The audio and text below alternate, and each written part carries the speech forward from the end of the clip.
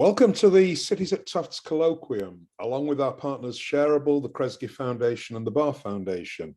I'm Professor Julian Adjeman, and together with my research associates, Perry Scheinbaum and Caitlin McLennan, we organise Cities at Tufts as a cross-disciplinary academic initiative which recognises Tufts University as a leader in urban studies, urban planning and sustainability issues. We'd like to acknowledge that Tufts University's Medford campus is located on colonised Wampanoag and Massachusetts territory. Today, we are beyond delighted to welcome our first speaker of 2022, and that is Sara Meerow. Sara is an assistant professor in the School of Geographical Sciences and Urban Planning at Arizona State University. She's an interdisciplinary scholar working at the intersection of urban geography and planning, and she's looking at tackling the challenges of making cities more resilient in the face of climate change and other social and environmental hazards. She also is, I think, looking at issues of justice and sustainability, just sustainability, strangely enough. And Sara's current projects focus on planning for extreme heat, flooding, and multifunctional green infrastructure. And I was saying to Sara before that several of my thesis advisees who are looking at green infrastructure are actually using Sara's work. So as an academic, your work often does get cited. She's got a PhD from the School of Natural Resources and Environment, now the School of Environment and Sustainability at the University of Michigan, and she has an MS in International Development Studies from the University of Amsterdam. Her talk today is Urban Heat Resilience, Governing an Invisible Hazard. Sara, a Zoom-tastic welcome to the Cities at Tufts colloquium. As usual, microphones off, video off, and send questions through the chat function. Thank you, Sara. Great. Thank you so much for the introduction. I'm going to go ahead and share my screen here. I think I don't really need to do any more in terms of introducing myself. I really appreciate that. And obviously your work on just sustainabilities, Julian, has been, long an inspiration to me, going back to my PhD. So it's really an honor to be here. And, while my work is more broadly focused on planning for urban resilience, today I'm really going to focus on one particular hazard that I've been thinking a lot about lately, which is extreme heat. And no matter where you're at, you probably noticed that it's getting hotter, right? So 2010 to 2019 was the hottest decade on record. 2020 was the hottest year. And we've seen numerous record-breaking heat waves in recent years, right? Many of which have had, really unfortunate and deadly consequences. And I think people are starting to take notice, right? As, this sampling of headlines really shows. And so why is it getting hotter, right? I'm sure I probably don't need to tell all of you that temperatures are increasing globally due to climate change. So the Earth has already warmed over 1 degree Celsius, almost 2 degrees Fahrenheit. And that might not sound like a lot, but even a small shift in global average temperatures can mean a big increase in the number of extreme heat days, as this graphic here is showing, right? And in fact, the latest IPCC report that just came out, the 6th assessment report, includes this graphic that you can see here, that just 1.5 degrees of warming, right, which is basically our current target, a heat event that would have previously occurred once in 50 years is now expected to occur 8 times in the same period. So we're looking at a lot more really hot days everywhere, right? Urban areas are actually warming at an even faster rate than surrounding areas because of something called the urban heat island effect, which is a phenomenon where urbanized areas are hotter than their surrounding or natural areas because of the built environment and waste heat, as you can see in this graphic here. And this combination then of climate change and the urban heat island effect means that cities are dealing with much more extreme heat than they used to. So just for example, I'm here essentially in the city of Phoenix, right? And from 1970 to 2018, temperatures in the city increased an average of 2.4 degrees Celsius, or over 4 degrees Fahrenheit, which is more than twice the average for the whole contiguous US. So that warming trend, I think, really becomes clear if you look at something like Phoenix's climate stripes, which is what I'm showing in this graphic here. So you just see that recent years, it's a lot hotter than it used to be. It's also clear that heat exposure and these increases are not evenly distributed across cities. So there have been several recent studies, including one by Vivek Chandas, who I know was a previous speaker in this series just last semester, have shown that neighborhoods that were formerly redlined or often more higher percentage minority neighborhoods are hotter today due primarily to differences in characteristics of the built environment and vegetation that are due to these legacy effects and of racism and underinvestment in these areas. So why should all of this worry you, right? Well, I think for a starter, the most obvious is that heat kills. It's already the deadliest weather-related disaster, killing thousands of people each year. And just for example, where I am in Maricopa County, Arizona, they do quite a lot of analysis of heat-related deaths. And it's very clear that they've been on the rise. So in 2020, there were more than 300 heat-related deaths, which really shattered previous records. And in addition to heat-related deaths and even a larger share of illnesses, there are other impacts that heat causes to quality of life, the economy, water and energy use, and even communities that traditionally haven't worried a lot about heat. They're having to do that now. I mean, just look at what happened last summer in the Pacific Northwest, right? Which had previously not been an area that people really thought of as a concern for extreme heat, right? And now they had this extremely deadly heat wave. Also, we know that all of these heat impacts aren't evenly distributed across the population. They're not equitable.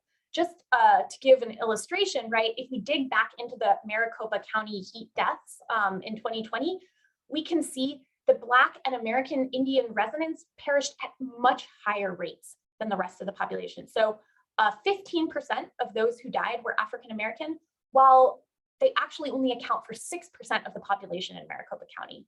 And 4% of those who died were American Indian, while they're just 2% of the population. We also can see that actually more than half of those who died were experiencing homelessness. So clearly heat is also an equity issue. So hopefully this gives you just a very brief introduction to the extreme heat challenge and how serious this is. Now I'm going to shift gears a little bit and talk about some of the work that I've been doing on how we actually tackle this problem with heat governance. So to start off, my colleague at the University of Arizona, Lad Keith, who I've been doing a lot of this heat work with, we set out to try and figure out how urban planners in communities across the US are thinking about extreme heat. So what we did was we conducted a survey on 2 different samples to really get as wide as possible a range of perspectives. So the one that I will reference throughout the rest of this talk was a stratified random sample of urban planners from 69 cities of different sizes and different climate regions. So again, we really wanted to get cities of different sizes as well as across different climate regions, heat risk levels, to really understand what is the current state of practice on heat. We also had a convenience sample of another nearly 100 planning professionals from across the US, which you can see in the gray map where they were located.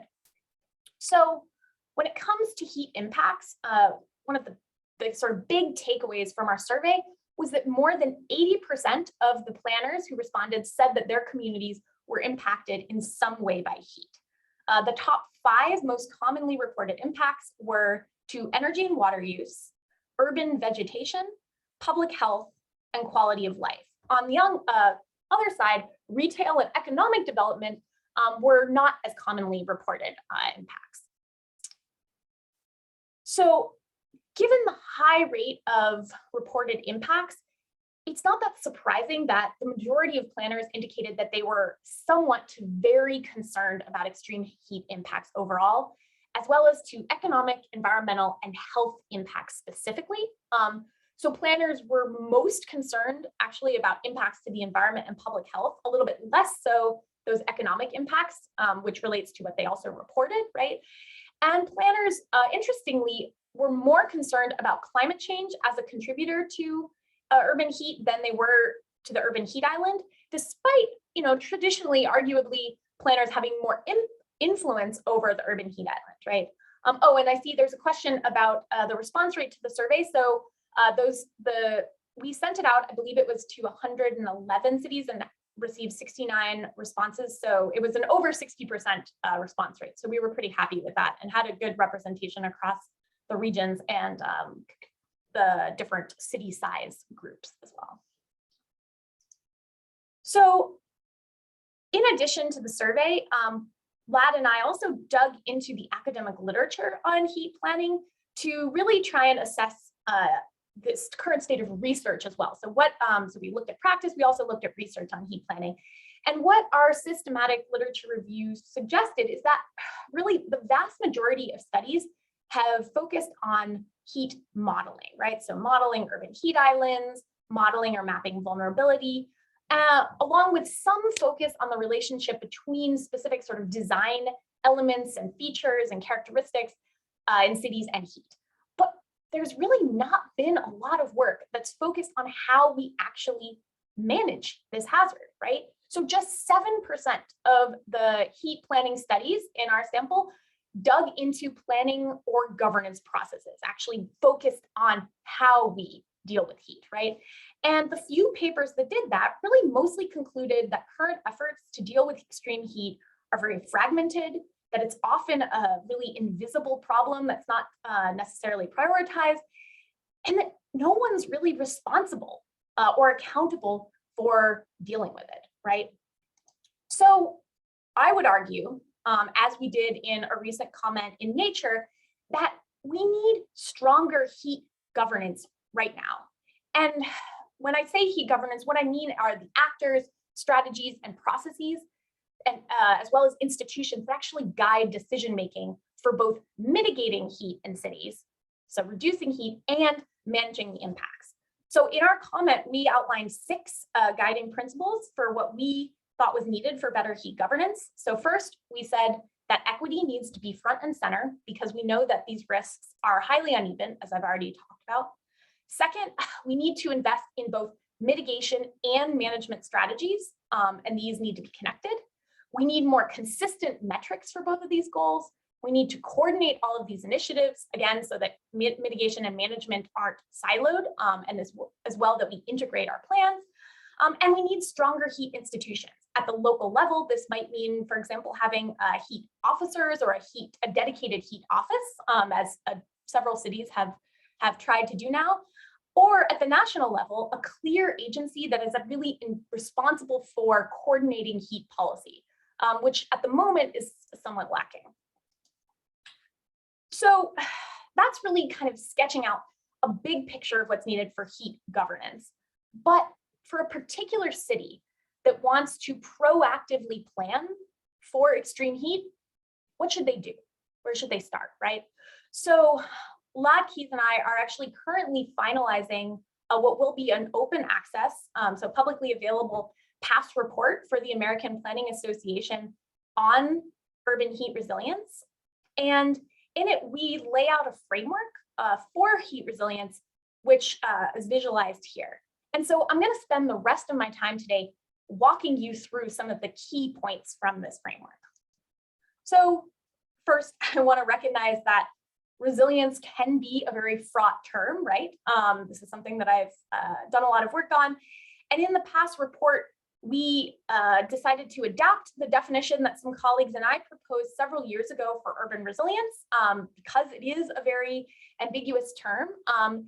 And this definition sort of recognizes that resilience is not just resisting change or bouncing back from, in the context of heat, both chronic and more acute heat risks, but actually bouncing forward, right? Or actively changing parts of the city that aren't working well. And we highlight that different contributors to urban heat, in combination with the efforts and strategies that are employed to address heat, are ultimately going to shape a city's resilience and therefore the impacts that heat is going to have on these different urban systems. So in our framework, we include 7 principles for urban heat resilience. We adapted these from a broader set of 7 principles for strong climate change planning that Sierra Woodruff and I outlined in a 2020 perspective in the Journal of the American Planning Association. And so again, I'll sort of walk through some of these. So the first principle focuses on the importance of laying out clear goals for heat planning. So these are generally going to fall into 2 buckets, which I've already sort of alluded to. These are mitigation and management.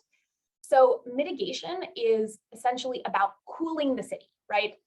This is primarily reducing how much the built environment is going to contribute to this urban heat island, adding vegetation to cool the city as well. Whereas heat management is about how we actually prepare and respond to the extreme heat that we aren't able to actually mitigate. And so we argue that cities really need to be thinking about both of these. They need goals and objectives for both. And then they need corresponding metrics that they're going to actually track over time, right? So some citywide metrics for mitigation could look like something like reductions in land surface temperatures, which are, really quite readily available from satellite imagery, or increases in the percent of tree canopy cover across the city or across specific neighborhoods, since there's been a lot of work showing that vegetation cover, shade, and heat are quite related to each other. On the heat management side, cities might want to track, for example, and reduce heat-related deaths, hospitalizations, or illnesses. Just again, as a couple of examples. Now, as we start discussing these goals, right, it's already probably clear that communities are going to need information on current and future heat risk. And this is our second principle, what we refer to as having a strong fact base for urban heat. And a challenge here is that really there are a lot of different types and sources of information that are potentially relevant for communities. Because, as I've already sort of alluded to, there's different factors that are actually contributing to the overall urban heat risk. And these risks are changing rapidly, right? So, communities may want to try and combine different sources actually into a single platform or portal. Like, for example, Pima County in Arizona has tried to do here with their resiliency planning web tool, which includes, for example, information on social vulnerability, as well as physical heat exposure based on land surface temperatures.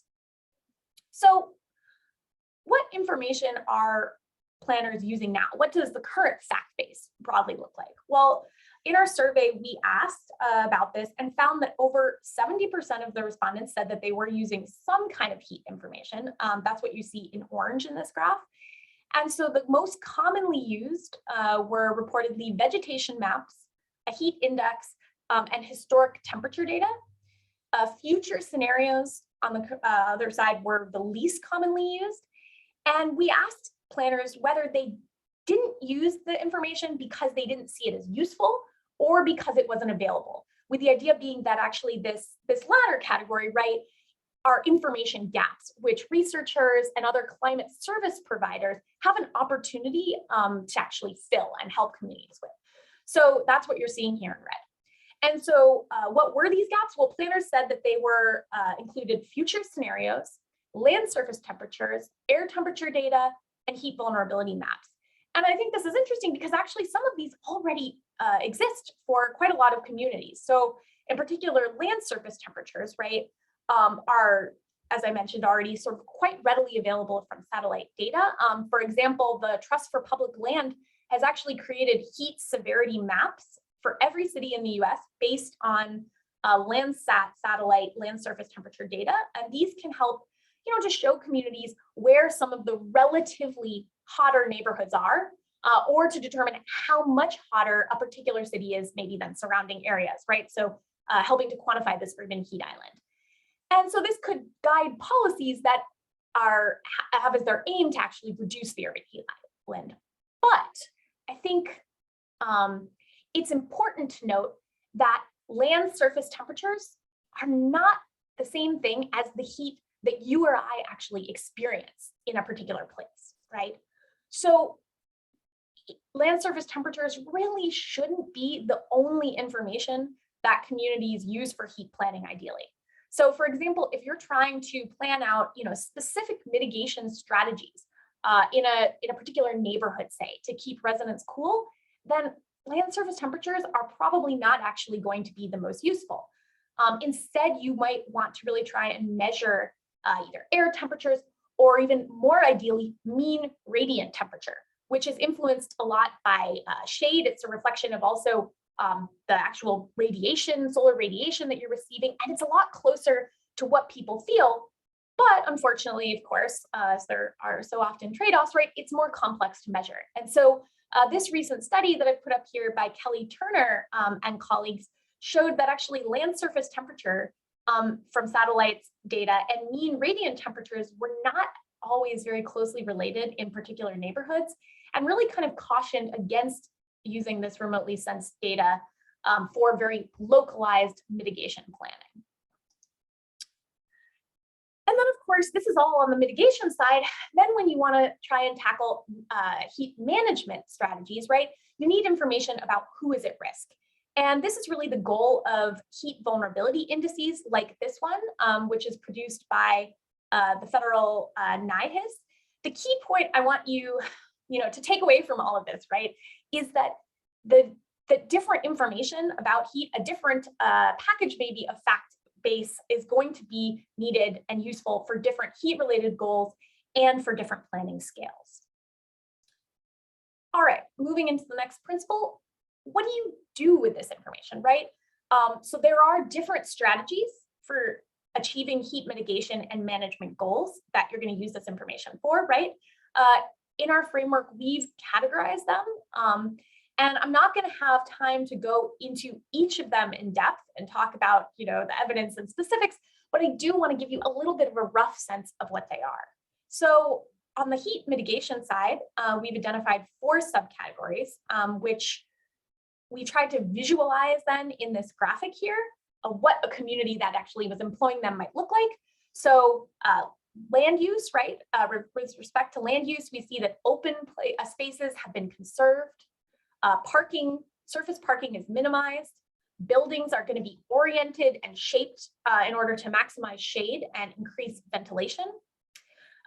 They're going to be also designed so that they would maximize shade for pedestrians specifically, and also to increase energy efficiency, which reduces waste heat. A variety of shade structures are included and shown here, which would shelter pedestrians, park users, as well as those waiting at transit stops. The streets have been covered in cool pavements, and there's different sorts of urban vegetation and water features incorporated into the site design. Additionally, waste heat is further reduced in the community through promotion of bicycling and walking, right? So reducing car use. So these, again, sort of an example of some of these heat mitigation strategies and what they might look like. On the heat management side, strategies would include policies and programs that focus on energy systems, right? Particularly ensuring that all residents have access to reliable and affordable indoor cooling that's also efficient, right? Strategies geared towards reducing personal exposure to heat, enhancing public health measures, and also preparing for heat emergencies. So in the community, again, sort of pictured here, ideally you would have a resilient electricity grid that's powered by different forms of renewable energy. In this case, we've shown rooftop solar and wind. You have buildings that are air conditioned, shade structures, trees, and different sort of umbrellas help to reduce personal heat exposure for pedestrians and children outdoors. You would also have regulations, right, governing how people can be outside and working outdoors and making sure that they're safe, as well as in schools. You have public health interventions, which also could include informational signage and water distribution if needed. And then the community has a resilience hub, right, which can serve as a shelter, a cooling center, so to speak, for people who need it during a particular heat emergency. So, these are sort of, I've laid out some of the ideals. Which of these strategies are cities currently employing? Well, according to our survey, I think one point here is that around 90% of the planners said that they had implemented one or more heat strategies. The majority of them said that they were implementing urban forestry, emergency response strategies, weatherization programs, and man-made shade structures. So these were all used in the majority of communities. So, we do see a mix of mitigation and management strategies, but we do see that very few communities, really a minority, actually had regulations or dedicated staff for heat.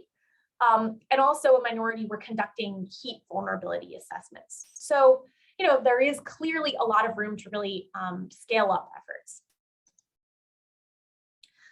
Now, moving into this, the fourth principle here, because of how complex and varied urban climates and cities are, it's really difficult to predict exactly how effective each of these strategies are, because it really varies by climate.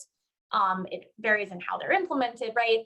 But communities should try and recognize some of these sources of uncertainty and ultimately try and prioritize strategies, we argue, that would be beneficial under a variety of different features, if it's possible at all, right?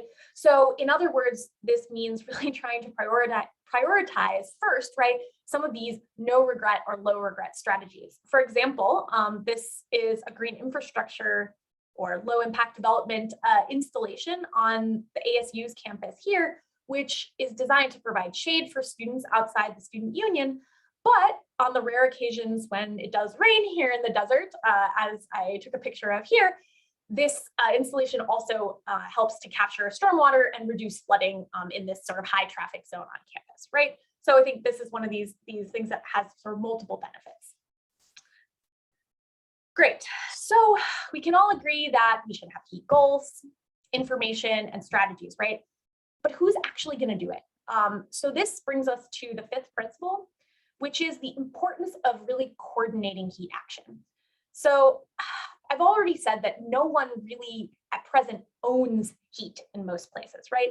Heat mitigation seems, more in line with what a lot of urban planners and designers are thinking about.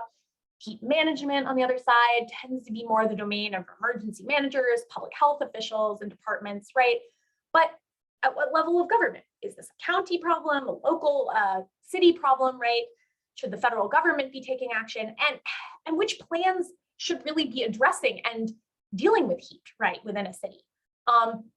Should heat be integrated across all plans, or should their communities start developing standalone heat resilience plans?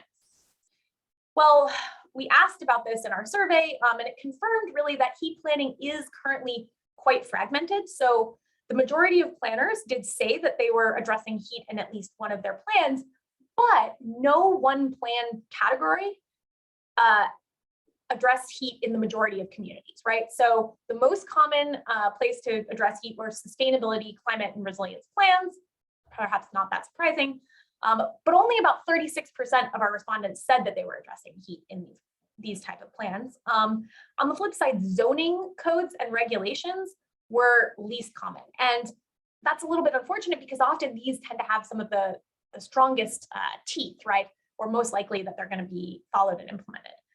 It's also interesting to note, I think, that only a small minority of planners said that their communities were actually integrating heat into their hazard mitigation plans, which does seem like a fairly obvious place where it could be addressed, right? So because cities really rarely have these standalone heat plans at present, and we can clearly see that heat strategies are integrated into different types of plans, we argue that we need to think about a community's plans as an integrated network that's going to collectively shape heat risk and resilience. So just to give you a little example, a city's parks and recreation plan, right, might call for new green space that helps to mitigate heat. The climate action plan, right, might also work towards heat mitigation through calling for new vegetated roofs or walls, new green infrastructure.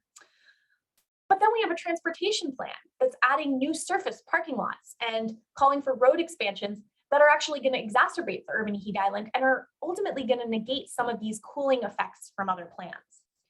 So with support from NOAA's Climate Program Office, their Extreme Heat Risk Initiative, Lad Keith and I are currently working with Phil Burke, a planner who many of you may know, at UNC Chapel Hill, as well as the American Planning Association, to develop essentially a step-by-step process that communities can use to identify some of these contradictions in plans like this that I've talked about, and really to assess how the different policies that are planned in these different community plans, for example, new development, right, or new green space, how they would affect heat in different parts of the cities.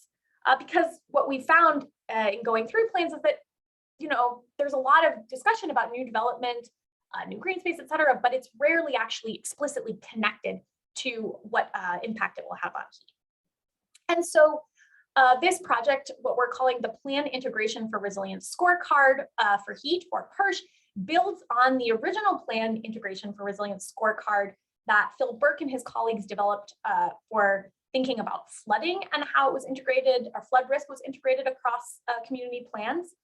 How does it work? Well, basically, first you identify the different plans that are shaping land use and the built environment in a community, this network of plans. Then you read through those plans, you identify the spatially explicit policies, you categorize and sort of roughly score them based on whether they would increase or reduce vulnerability to heat or heat risk. And then you add up those scores so that you can get an overall sense of the cumulative impact of the full network of plans on different neighborhoods. So you actually map them out. And so this gives you a sense of which neighborhoods are being prioritized for policies, right? Which ones are future plan developments likely to increase heat in, where are they likely to reduce heat? And you can also compare these with exposure or vulnerability maps, right? To try and get a sense of whether plans are targeting the highest risk areas. So we're actually currently piloting this for 5 cities, but we'll also be developing a guidebook so that other communities can apply the same approach to try and assess their plans and their impacts on heat. So if communities are going to avoid contradictory policies, and if heat planning is going to be successful, it's going to require coordination, right? And this is going to include different levels of government, as well as genuine engagement with communities. So I put up here a picture of one example of a project that I think really tried to do this here in Phoenix. I was not directly involved with this, but it was the Nature's Cooling Systems project, where they worked with several high heat risk communities to really develop and co-create heat action plans through a series of participatory workshops. And as further evidence of this need for multi-level governance on heat, I think it's just worth noting that when we asked our survey respondents, which level of government should be responsible for heat, ultimately, they really said that it ran the gamut, right, from the local level all the way to the federal level, that everyone had a role to play. And I also believe that, heat justice, I hope that's come through here, needs to be central to planning for urban heat. And that means not just making sure that heat risks and strategies are going to be fairly distributed, but also recognizing that they haven't been historically, right? And then customizing strategies to actually really meet the different needs that these communities have, right? So community members should be part of this process, right? They should be helping with developing, research, and implementing these strategies, even if this engagement takes time, as I think the Nature's Cooling Systems project did show, right? And so I think that planning for heat equity, like planning for resilience more broadly, is going to require distributional, recognitional, and procedural equity. And one concern I have is that in my research on resilience planning more broadly, I found that that really there's a lot less recognitional and procedural equity in plans than there is a focus on distributional equity, and even that is quite variable and somewhat spotty, right? So I would just say that let's please not make this mistake, the same mistake with heat planning now. And finally, last but not least, given the urgency of the threat, I think we need to make sure plans actually get implemented, right? Especially because the science of urban heat is evolving quite rapidly, it would really be beneficial to actually monitor and evaluate whether strategies work. And so here I see a lot of opportunity for researchers to actually partner with communities to do this monitoring.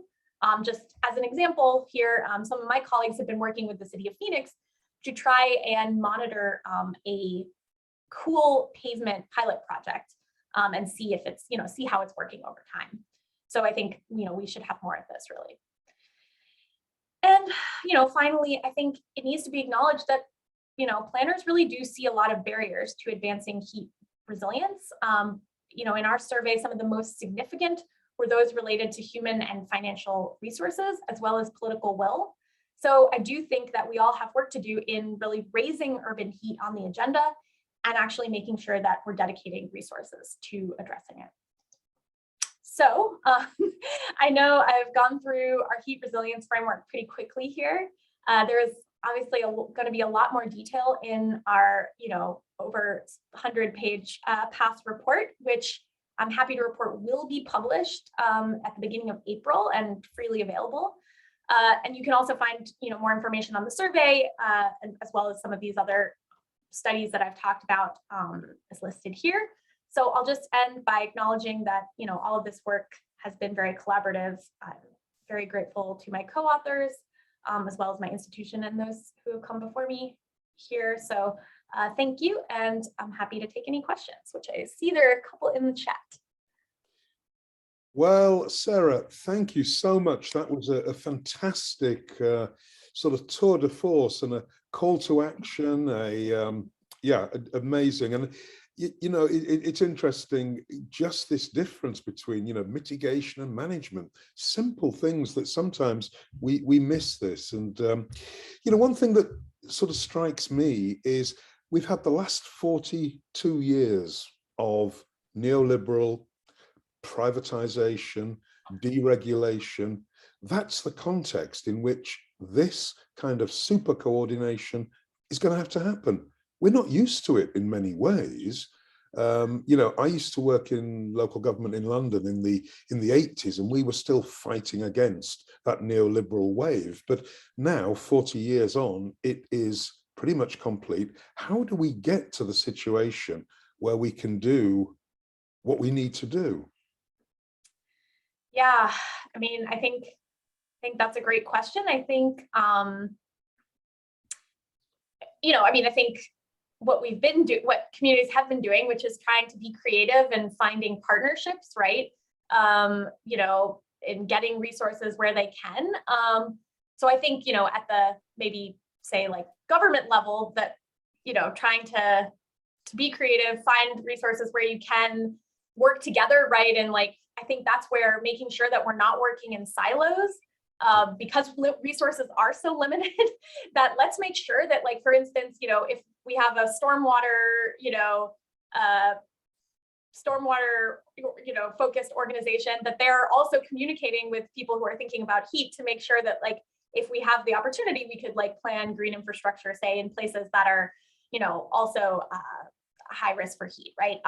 Something like that. So I think just, using things as efficiently as possible, and actually coordinating things, at least making sure that we're not working at cross purposes, right? So that's one. I think the other thing is really just, spreading the word and making it impossible to not take action, right? Like, I think that we are in some places, I think, starting to reach this point with heat. So it seems like here in Phoenix, right, heat is a big enough concern that the city, created a dedicated office of, heat mitigation and response, right, and has a dedicated heat officer that's actually funded by the city, which was, the first one to do that. And I think it's because it is such a big issue here. People are worried. They're worried about, these heat deaths, like I showed, and the trends. They're worried about impacts to the economy and the future of the city, right? And so I think that if it is urgent enough, there'll be some action, but I do see the challenge, right? And I think, it's just going to require resources to really deal with this. And I think it has to be coordinated, and that is challenging in a highly decentralized, privatized context. Okay, so I'm going to take moderator privilege and have two quick questions. Who in the US, which city in the US do you think is moving in this direction most comprehensively? Yeah, that's a great question. I mean, I feel like it's hard to not be biased a little bit, but I do feel like Phoenix is really a leader in this space, right? You know, as the first city that actually has created this dedicated office that, you know, is funded by the city and is actually combining mitigation and management, right? I think that seems very promising, right, at a city level. You know, I think there's other cities now that have chief heat officers. So like Miami-Dade County has one, but that is funded by you know, a philanthropic organization. So it is not like coming from the city per se. I think may happen in the future. City of Los Angeles is also now planning to have a heat officer as well. So I think that they are probably going to be becoming a leader in this space as well. So those are, you know, two that I guess I would point to, right? And I think often it's, you know, out of necessity, obviously, as Phoenix being one of the hottest cities in the country, right? Okay, and the second question was globally. I mean, we heard that Athens in Greece right. Has a heat officer. I mean, are cities globally, Sydney, Australia, I mean, are these changes happening in those cities as well? Yeah, I think that my sense is yes, although I like admittedly have been focusing much more on what the current you know, current state of affairs is in the US. I haven't done as much research internationally. I would like to in the future. And I am very interested in seeing how, you know, how this kind of what we found for the US, how it compares more broadly. But yes, I do think there, you know, certainly there have been other cities that are thinking about this, you know, in the wake of there's been some pretty, you know, pretty horrific heat waves in Europe in recent years, and that has led to a lot of, you know, government actions. Like France had a pretty big national plan in, you know, the last decade to try and address and reduce heat deaths.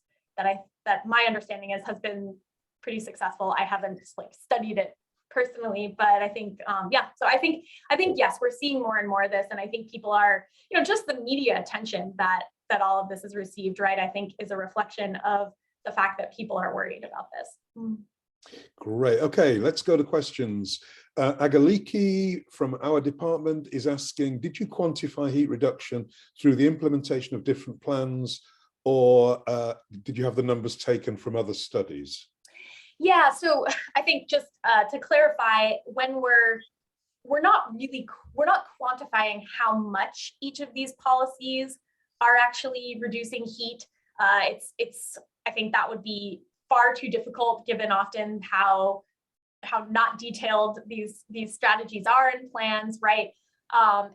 It would require complex modeling, right? So that we're definitely not there. All we're actually doing is just scoring them either a 1 if it would reduce heat risk, right? We think it would reduce heat in the built environment. A -1 if we think it would increase, if it would add to heat.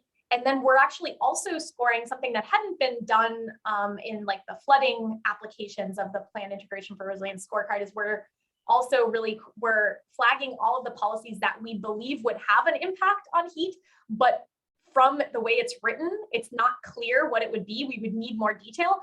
So we're sort of flagging these and scoring those as a U. And what we're actually finding is there's a larger number of these policies that we're tagging as U's, right? Then there are 1s or -1s. And I still think this is important because it's basically just showing communities, look, we think that, you know, your plans are going to, and, you know, your plan development is going to have an impact on heat, and you're not really thinking about it at the moment, right? Necessarily, you're not making that explicit. And it's probably worth taking a little bit of time to think about this, because, you know, if you have, say, a lot of development that does increase heat in a particular neighborhood, that might be problematic in the future, right? So just sort of flagging this as well as something to consider. Right. We have a question from GG. What do you think should be the level of detail of personal thermal exposure information to be useful in a heat early warning system? In a heat, yeah. well, I think, more broadly, this question of like personal, how do we assess like personal, thermal exposure, and how detailed does this information need to be? I mean, it's really hard, right? Because actually the heat that people experience, right, is very contextual, right? So different people are gonna experience it differently, be impacted by it differently, and that, there are ways to like measure and model that, but it is very individual. And, like one of my colleagues at ASU, Ariane Medel, has done a lot of work on this.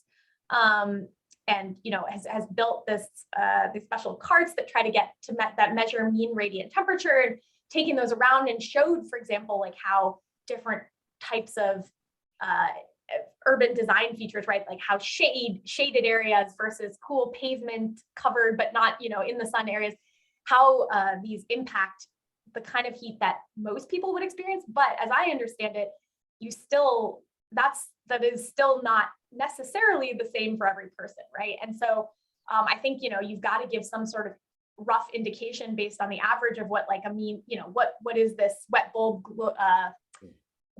bulb temperature, which is like kind of a sense of like how your body's going to feel it, because it adds in humidity as well as the heat, right? But again, like it depends if you're in the shade or if you're in the sun, how things are going to feel and everything. So I think trying to get people to understand this, that there are different ways of measuring heat, and these matter, and land surface temperature is different than air temperature, which is different than, say, mean radiant temperature. I think, yes, we do need to have that. And I think trying to approximate what it is that people will feel is really important, right? And so that's why I think like an emphasis on, there's been some calls to like talk more about wet bulb temperature, right, as opposed to just like air temperatures, because that is important, adding in that humidity part. So yes, I think this is really important, and trying to get people to understand, like, putting it into terms that, that people can understand, like how long, if you're exposed to this,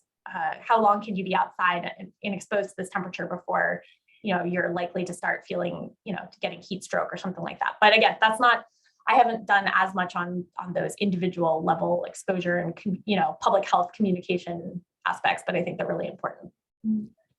We have a question from Laurel Williams. Can you speak to the resources versus benefits of programs like white pavements in terms of felt heat in neighborhoods?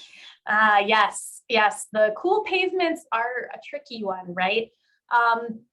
So this is where it gets at what is your goal for heat, right? And that this is kind of the challenge, right? So like what some data has sort of shown is that these cool pavements, by being more reflective, they are quite effective at reducing surface temperatures, and can contribute to reducing the urban heat island, right, overall.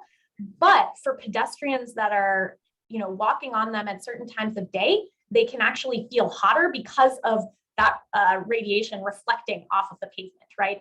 And so so there's a question of like, okay, you need to think about, well, is your goal improving the experienced temperature, right? The mean radiant temperature for the pedestrians on that street, on that pavement, or is it about overall reductions in the urban heat island?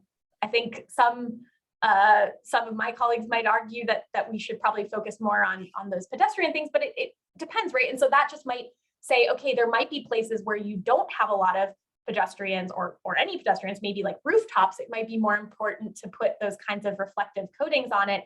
And then for places where you have a lot of pedestrians, there you might want to focus more on shade, right? Because that's actually going to have a bigger benefit for the people who are using it there. So so I think it's just the right goals and right solutions for the right place, which is tricky, right? Like, of course, we all want like simple solutions, and I think it's often not the case that those exist. Okay, we have a question from Lucas Belliary, who asks, what existing adaptive coping strategies do we already see from folks living under the threat of heat? And then how can we as policymakers, from city planners to governors, advance those existing practices? Yeah, I mean, that's a great question. I haven't done as much on individual actions, right? I tend to think more like the city level, but the most common adaptation coping strategy for heat is cooling technology, right? Like air conditioning, fans. They're very effective, and that's what most people use is getting out of the heat and into those places. But not everyone has access to it, right? And I think that's a really important point from when we think and prioritize heat equity, right? Is to say yes, like of course, if you add a lot of inefficient air conditioning to a city, it is going to add waste heat, and it's going to ultimately, make it hotter, contribute to climate change, right? Like, so that can be problematic, but for some people, we need to provide cooling, and yes, we can try to make those efficient. We can try and we can try and make those as efficient as possible. But I think it still needs to be done, because we can't, we should not be letting people die from heat, right? That's unacceptable, I think. And one heat death is one too many, really. Okay. Bryn Lindblad asks a question. Elected officials have a capital bias. They like putting in new things, but there's a shortage of funds for maintaining green infrastructure. Mm-hmm. Any recommendations for resourcing the maintenance of green infrastructure? That's a great point. I completely agree. And this is a big issue, right? I just think it needs, I don't have a perfect answer there, other than to say that needs to be built into the initial plan, right? Like, we should not be implementing green infrastructure if we don't have the resources and the funds to maintain it over time. And I think that just needs to be built into that initial cost calculation, right? And into any kind of cost benefit calculation. So that would be the key, is I think we just need to do it. In terms of how it's done, I think that's gonna vary in what the exact funding mechanisms are for it. Okay. We've got another question. What current action is being taken policy-wise at the federal and state levels to address the racial and class bias surrounding many zoning laws and laws related to climate change that allow Black, brown, and poor and low-income neighborhoods to be built in ways that aren't heat and climate resilient? Yeah, so, I think this is actually finally receiving some attention at the federal level. I'm not as familiar with all of the state level actions, right? But I think there has been a lot of discussion in some of these big bills that have been being discussed. Some paused, some have been, with the infrastructure bill, others with the Build Back Better a little bit more stalled at the moment. But discussions about building in things for instance, trying to work towards having greater tree canopy equity, programs to address some of these disparities, definitely.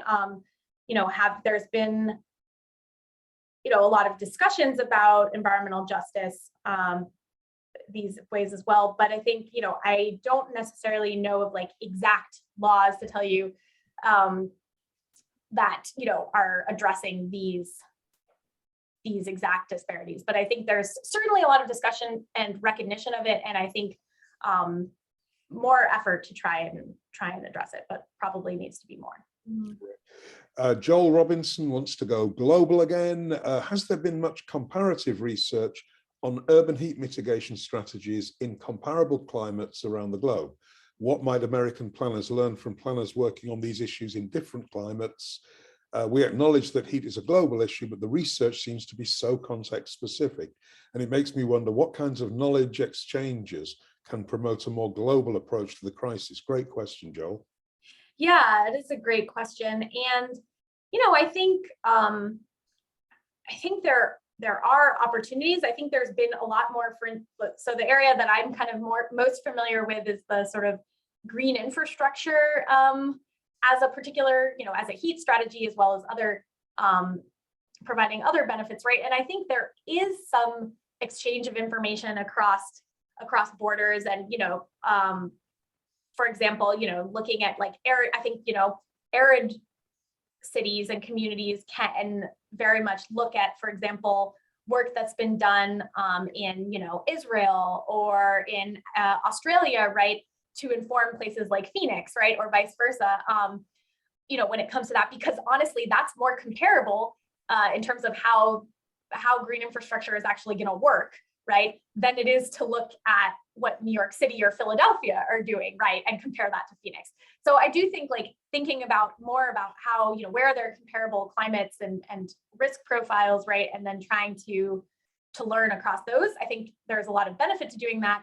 I think one potential barrier there, though, I mean, I think there is some of that definitely happening, and also across like there's so many more of these city networks now at a global scale, where you have these, say, chief heat officers or chief resilience officers in different cities that are part of like the former 100 resilient cities network, or the C40 cities, which are getting together and exchanging information and creating reports and plans and things that maybe get looked at by these other cities. So I think there is that.